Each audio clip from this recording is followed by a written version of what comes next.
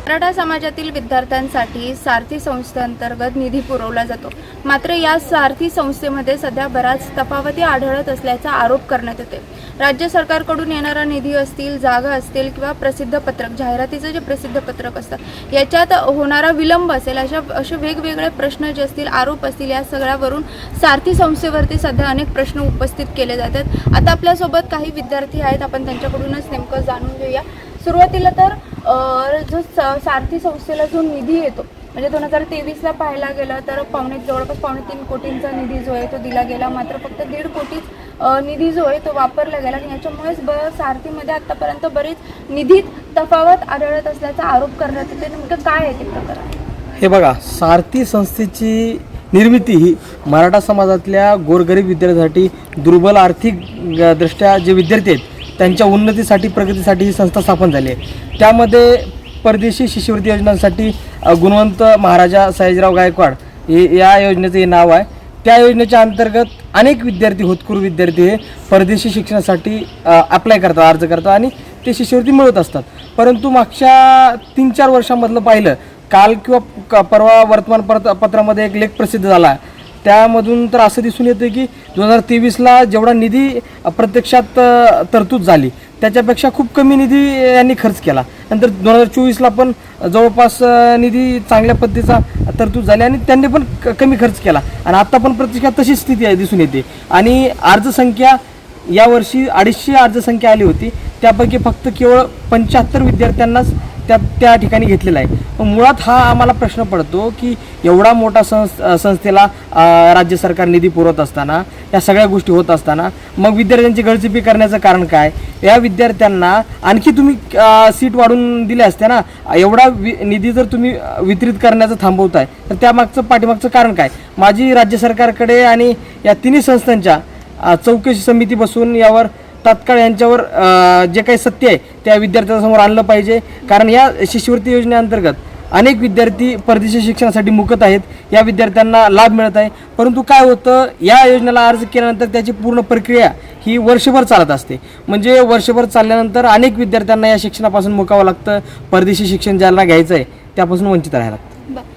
अनेक विद्यार्थी जे आहेत ते या सगळ्यापासून वंचित राहतात, कारण की त्यांच्यापर्यंत ते पात्र असले तरी त्यांच्यापर्यंत ही सारथी संस्था कशा प्रकारे काम करते, कसा निधी पुरवते हे माहितीच नाही. त्याच्यामुळे ते पात्र असले तरी जो अर्ज आहे ते करू शकत नाही. मग सारथी जी आहे ती जाहिरातींवरती देखील खूप कमी प्रमाणात खर्च करताना आपल्याला पाहायला मिळते. मग निधी वाचवतायत तर मग जाहिरातींवरती त्यांनी खर्च करायला काय हरकत आहे?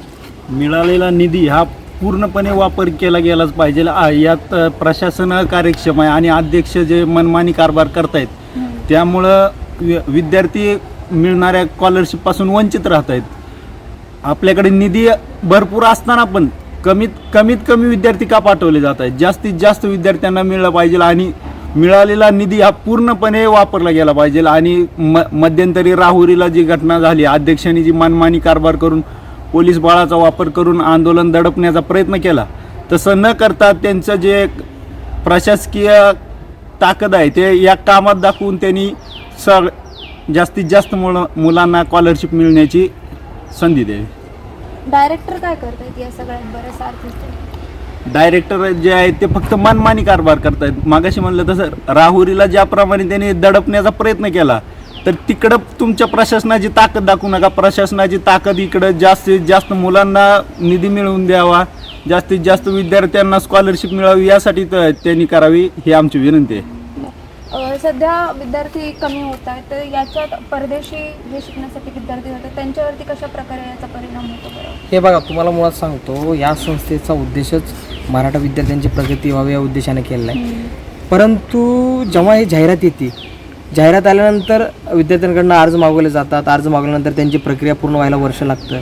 जवळपास वर्ष लागल्यानंतर जे गोरगरीब घरातले विद्यार्थी आहेत त्यांना वर्षभरासाठी थांबणं खूप कठीण असतं. जे आर्थिकदृष्ट्या सक्षम लोक असतात, जे विद्यार्थी असतात, त्यांनाच या योजनेचा लाभ मिळतो. मग मुळात या योजनेचा उद्देश काय होता आणि त्याची परिस्थिती काय होती? आणि सारथी संस्थेमध्ये हा एकमेव प्रॉब्लेम नाही. सारथी संस्थेमध्ये अनेक विद्यार्थ्यांच्या तक्रारी आहेत, समस्या आहेत. आता 2022-23च्या बॅचच्या PhDच्या विद्यार्थ्यांचे फेलोशिप थकबाकी आहे. कारण काय तर त्या विद्यार्थ्यांना त्यावेळेस फेलोशिप नव्हती. पहिल्यांदा सुरुवातीला काही विद्यार्थ्यांनी तिथं जॉब केला, म्हणून त्यांच्यावर कारवाई करण्यात आलेली आहे. अजूनही त्यांना त्यांची फेलोशिप थकवण्यात आलेली आहे. अजूनही कुठल्याही पद्धतीचं त्याच्यावर कारवाई नाही किंवा त्या विद्यार्थ्यांना न्याय देण्याचं काम इथलं हे सरकार किंवा ही संस्था करत नाही. त्यामुळं आमची मागणी आहे की या सारथी संस्थेचं एकदा या सारथी संस्थेवर चौकशी समिती बसवण्यात यावी. राज्य सरकारला आणि माननीय शिक्षण मंत्र्यांना आणि त्या खात्याचे जे कोणी मंत्री असतील त्यांना मी विनंती करतो की या संबंधित संस्थेवर चौकशी समिती बसावी. यातील जे काही सत्य आहे ते सगळ्या विद्यार्थ्यांसमोर समाजासमोर बाहेर आलं पाहिजे. एवढ्या निधीतील तफावत जर एवढी कोट्यवधी निधीची तफावत जर दिसत असेल तर हा निधी जातो कुठं? या निधीचं मग प्रत्यक्षात तुम्ही खर्च करत नाही तर तो राहिला पाहिजे. मग असेल तर मग ते दाखवलं पाहिजे. या सगळ्या गोष्टींचं समाजासमोर आले पाहिजेत. कारण हा निधी इथल्या गोरगरीब विद्यार्थ्यांचा लोकांचा यांचा निधी आहे. तर त्यामुळं तो निधी न खर्च करता जर ठेवत असतील तर त्यावर काहीतरी भूमिका घेतली पाहिजे प्रशासनानं.